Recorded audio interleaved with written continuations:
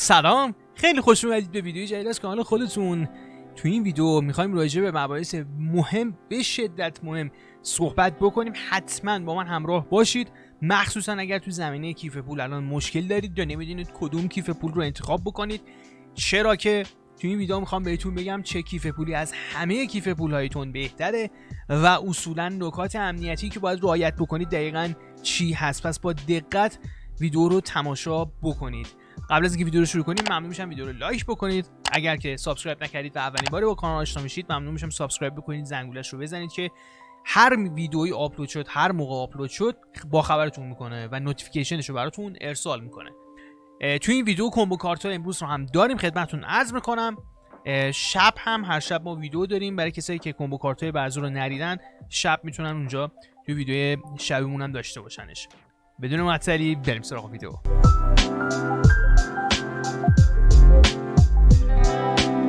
خب ببینید، برای انتخاب یک کیف پول مناسب برای ارزهای دیجیتال شما اول باید یه سری از مبانی و مباحث مربوط به کیف پول رو بدونید، یه اطلاعاتی رو ازش داشته باشید. من میخوام تو این ویدیو یه سری اطلاعات بیسیک و ابتدایی رو خدمتتون بگم و باش آشنا بشید، چون میدونم خیلی ها ممکنه این دیتا و اینفورمیشن، اطلاعاتی که راجع به کیف پول‌های ارز دیجیتال هست رو ندونن. اولین موردی که میخوام خدمتتون عرض بکنم تفاوت بین کیف پول‌های مختلف هست. ببینید، ما کلا در دنیای کریپتوکارنسی دو نوع کیف پول داریم، کیف پول‌های امانی و غیر امانی. البته خب کیف پول‌های فیزیکی رو هم داریم یا ولت‌های فیزیکی رو هم داریم که حالا تو این ویدیو ما راجبش صحبت نمی کنیم، بعدن شاید راجبش صحبت کردیم، اما صرفا میخوام راجب امانی و غیر امانی بودن کیف پول‌ها صحبت بکنم، چرا که نکته امنیتی دارن. ببینید، کیف پول‌های امانی کیف پول‌هایی هستن که کلید خصوصی شما یا پرایوت کی شما رو در اختیار خودشون قرار میدن و اونجا هست شما هیچ دسترسی به اون پرایوت کی ندارید، که از لحاظ امنیتی واقعا درجه امنیتی پایینی رو دارن. اما کیف پول‌های غیر امانی کیف پول‌هایی هستن که پرایوت کی یا کلید خصوصی رو در اختیار شما قرار میدن. من میخوام اجمالی راجع به کلید خصوصی، کلید عمومی صحبت بکنم. فقط در همین حد بدونید که کلید خصوصی یک کیف پول یا ولت میشه همون رمز کارت آوربانک شما و کلید عمومی میشه شماره کارت شما. اگر کلید عمومی رو منتشر بکنید یا بدید به یک فردی، هیچ اتفاق خاصی نمیفته، به محض اینکه اون فرد کلید خصوصی شما رو داشته باشه. چرا؟ ممکنه دسترسی به کیف پول شما، ممکنه که نه، 100% به کیف پول شما دسترسی پیدا میکنه. پس در حفظ و نگهداری کلید خصوصی باید دقت بکنید. اینکه کلید خصوصی دقیقاً کجا هست، چجوری میتونید بهش دسترسی داشته باشید و چی هستم بهتون میگم. منتهای مراتب اول بریم ببینیم که دقیقاً این سیستم چجوری کار میکنه. کلید خصوصی یکی از اصطلاحات ارز دیجیتال و در واقع یه رشته بسیار بلند متنیه که متشکل از حروف و اعداده. این رشته متنی محرمانه مثل یک گذرواژه کیف پول عمل میکنه، یعنی برای کیف پول مثل یک گذرواژه است. برای دسترسی به دارایی‌های داخل کیف پول هم به کار برده میشه. توی شبکه بلاکچین اطلاعات هویتی کاربرای ارز دیجیتال ثبت نمیشن، پس برای تشخیص مالک دارایی‌های داخل کیف پول از این کلید استفاده میشه. پرایوت کی یا همون کلید خصوصی یه عدد 256 بیتیه که همزمان با ساخت کیف پول به شکل تصادفی ایجاد میشه. در واقع این عدد تصادفی از توابع هش گذرواژه کیف پول به دست میاد و سیستمش اینجوری کار میکنه که اگر شما گذرواژه رو برای کیف پول خودتون انتخاب بکنید و ساده و قابل حدس باشه، احتمال اینکه هک بشه یا حدس توسط هکرها زده بشه رو داره. پس بنابراین باید گذرواژه رو با دقت انتخاب بکنید. اگر کلید خصوصی رو نداشته باشید، در واقع دیگه مالک ارزهای دیجیتال داخل کیف پولتون نیستید. پس با این حساب پیشنهاد میشه از کلید خصوصی خودتون یه نسخه پشتیبان تهیه کنید. در صورت عدم دسترسی به کیف پول دیجیتال، تنها با استفاده از کلید خصوصی و عبارت بازیابی میتونید دارایی خودتون رو بازیابی کنید. حالا کلید عمومی چیه؟ کلید عمومی مثل کلید خصوصی متن ترکیبی از اعداد و حروفه که از توابع هش از کلید خصوصی به دست میاد. با توجه به اینکه کلید عمومی با استفاده از توابع رمزنگاری شده ریاضی از روی کلید خصوصی به دست میاد، امکان پیدا کردن پرایوت کی رو از روی کلید عمومی نمیتونید داشته باشید و اون کسی که مثلا میخواد این کارو انجام بده نمیتونه این کارو انجام بده. به عبارت دیگه تو توابع هش نمیتونی از مهندسی معکوس استفاده کنی و از کلید عمومی کلید خصوصی رو به دست بیاری. این کلید رو میتونید بدون نگرانی در اختیار دیگران قرار بدید. کلید عمومی مثل شماره کارت شماست، همونجوری که بهتون گفتم، و ممکنه اون رو همه داشته باشن، اما کسی نمیتونه به پولای داخل اون دسترسی داشته باشه مگر اینکه رمز کارت یا همون کلید خصوصیتون رو در اختیار داشته باشن. کلید خصوصی توی ولت های تون دقیقاً کجاست و در واقع این کلید خصوصی چیه؟ کلید خصوصی همون 24 کلمه ای هست که من بارها بهتون گفتم که یک جا یادداشت کنید، یه گوشه‌ای بذارید و فقط خودتون بهش دسترسی داشته باشید. اصلا اسکرین شات ازش نگیرید، نمیدونم کپی پیستش نکنید، توی تکست تو گوشیتون بذارید. سعی کنید که یادداشتش کنید، 24 تا کلمه امنیتی که کیف پول به شما میده و اون رو یک گوشه نگه دارید و در اختیار هیچ کسی قرار ندید. عموما کیف پول‌های غیر هزانتی یا غیر امانی این کلمات رو به شما میده. اگر دیدید کیف پولی این کلمات رو در اختیار شما قرار نمیده، بدونید که امانیه و از درجه امنیت پایینتری به نسبت کیف پول‌های غیر امانی برخورداره. خب موردهایی که یک کیف پول داشته باشه و شما بتونید اونها رو اولویت بندی بکنید. یکی از مهمترین مواردی که یک کیف پول میتونه داشته باشه پرداخت‌های همتا به همتاست یا P2P که P2P میشه چی؟ یعنی تراکنش در هر حالت و هر گونه از وجه رو، هر گونه از انتقال وجه رو پشتیبانی میکنه.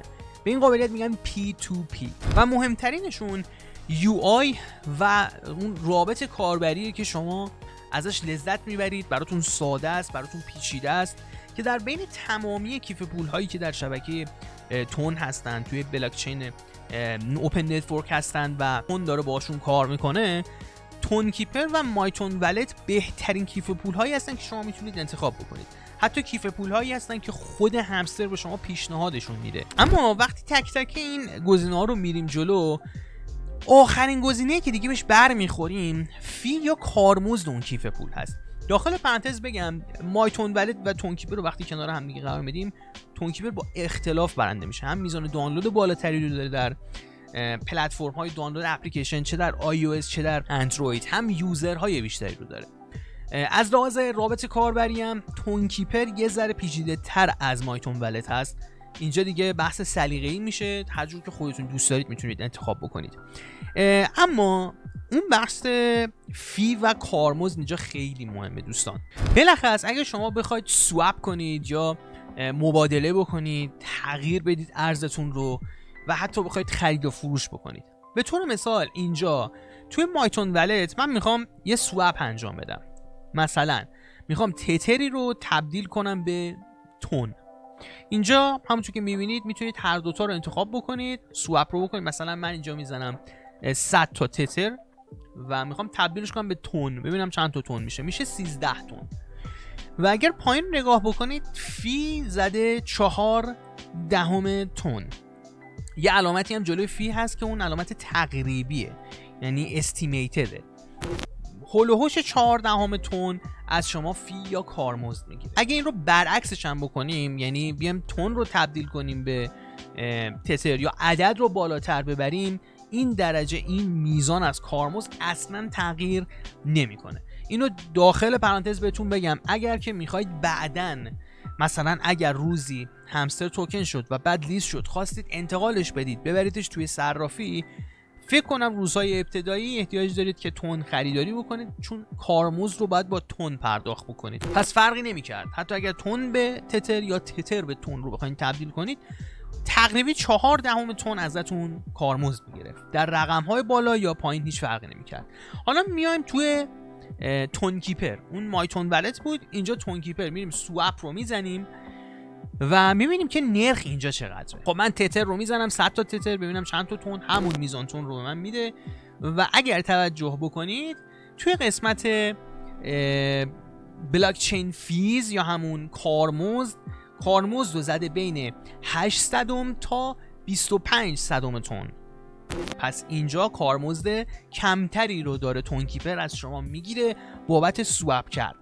یعنی اینکه تغییر بدید ارزتون رو از به طور مثال تتر به تون یا از تون به تتر، که هیچ فرقی هم البته نمیکنه اونور تتر باشه چه اینور تون، چه اونور تون باشه اینور تتر.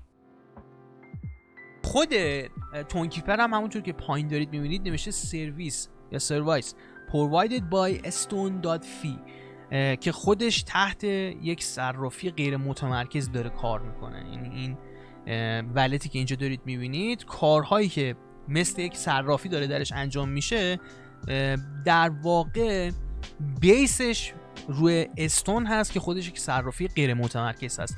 صرافی غیر متمرکز و متمرکز هم من کوتاه بخوام بگم، حالا بعداً راجعش توضیح میدیم توی ویدیوی جداگونه.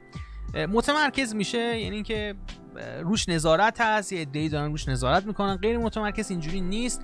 متمرکز احراز هویت حتما نیاز داره، غیر متمرکز احراز هویت اصلا نیاز نداره. خب ببینید تفاوتی که دیگه اینجا خیلی فکر کنم بیشتر میشه توی بخش استیکینگ هست و سرمایه گذاری. من راجع به استیکینگ قبلا توضیح دادم بهتون توی بخش کیف پول که یه چیزی شبیه به همون سود بانکیه. شما پولتون رو میخوابونید، لاک میشه اون پول و به شما یک میزان سودی رو میده. اینجا شما برای استیک کردن توی تونکیپر احتیاج دارید که ولتتون رو باتریش رو شارژ بکنید. توی قسمت باتری همونطور که میبینید از 357 تا 230 تا و 102 تا شارژ وجود داره و هر کدوم قیمت‌های خودشون رو دارن و همه اینها باید به دلار پرداخت بشه. این قابلیت، این حالت رو ما توی مایتون ولت نمیبینیم. اینجا حتما شما باید باتری شارژ بکنید. توی سواب تقریبا شبیه به هم در واقع کار میکنن، ولی اینجا فی و کارمزد کمتره. توی مایتون ولت فی و کارمزد یه ذره بیشتره. اون فی و کارمزد تو رقم‌های بالاتر خودش رو بیشتر نشون میده قاعدتاً. پس حواستون به چند تا مورد باشه. یک، کلید خصوصی و اون 24 تا کلمه‌ای که حین ساختن کیف پول به شما کیف پول میده و میگه بنویسیدش یه جا و یه گوشه نگرش دارید. اصلا به هیچ عنوان اون رو در اختیار کسی قرار ندید. اگر میخواید اون 24 تا کلمه رو بدونید کجاست، باید برید وارد بخش ستینگز یا تنظیمات کیف پولتون شید. توی قسمت بکاپ کاملا اونجا فریز ها و اون 24 تا کلمه رو بهتون میگه و حتی میپرسه مثلا کلمه سوم چی بود، کلمه دوم چی بود. اینجوریه. پس اون رو حتما داشته باشید. تفاوت کیف پول هم که متوجه شدید که الان مثلا کیف پول مایتون ولت و تونکیپر هر دو غیر امانی هستن. چرا؟ چون کلید خصوصی رو در اختیار شما قرار میدن. مورد بعدی فی و کارمزد بود، اینکه قابلیت پی تو پی رو داشته باشن که فکر کنم هر دو قابلیت پی تو پی رو دارن. یعنی اون ساپورت از تراکنش‌ها در هر حالت از انتقال وجه رو. پس با این حساب با توجه به تعداد کاربر بالاتر، دانلود بیشتر و فی کمتری که تونکیپر داره میگیره، تونکیپر میشه ولتی که من خودم دارم استفاده میکنم. اینجا دیگه حالت سلیقه‌ای میشه.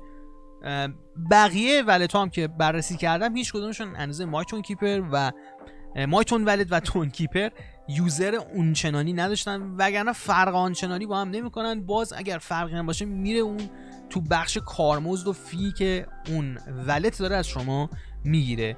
و سعی کنید که اگر میخواید این کار رو انجام بدید حتما کیف پول غیر امانی استفاده بکنید. علتش هم بهتون گفتم به خاطر اینکه اون 24 تا کلمه در اختیار خودتونه، کلید خصوصی در اختیار خودتونه و حواستون خودتون به کیف پولتون هست دیگه. بریم سراغ کمبو کارت‌های امروز ببینیم کارت‌های امروز چیه. 3 تا کارت فوق‌العاده داریم که میخوایم بریم سراغشون. خب کارت اولیمون خدمتتون عرض شم که بلاکینگ Suspicious Accounts هست که توی بخش PR and تیمه.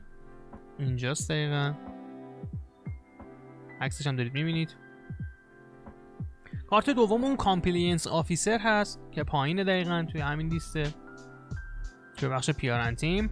اینم از این. و کارت بعدیمون کارت سوم توی بخش Specials YouTube 25 million. این کارتی که میبینید کارت قرمزه. ببینید برای من 1,400,000 خورده ایه، مهم نیست. درصد 5 میلیون میخواد به ما بده. پرافیت هم اینجا 4730 تاست. بگیریم ببینیم چی میشه و تمام. به این شکل هم از 5 میلیون امروزمون خدمت شما. اینم از این. امیدوارم که براتون مفید واقع شده باشه. ویدیوهای این شکلی زیاد داریم. حالا قطعا خارج از فضای همستر هم براتون آموزشایی رو خواهیم داشت. پس حتما کانال رو سابسکرایب داشته باشید، زنگولش رو بزنید که هر ویدئویی که آپلود شد با خبرتون کنه و نوتیفیکیشنش رو براتون ارسال بکنه. من تو اینستاگرام هم میتونید دنبال بکنید، لینکش توی دیسکریپشن هست. امیدوارم که روز و روزگار فوق العاده خوبی داشته باشید، پر از اتفاقات جذاب و فوق العاده. میبینمتون دوباره تا دیدار دیگر. فعلا نمیرو.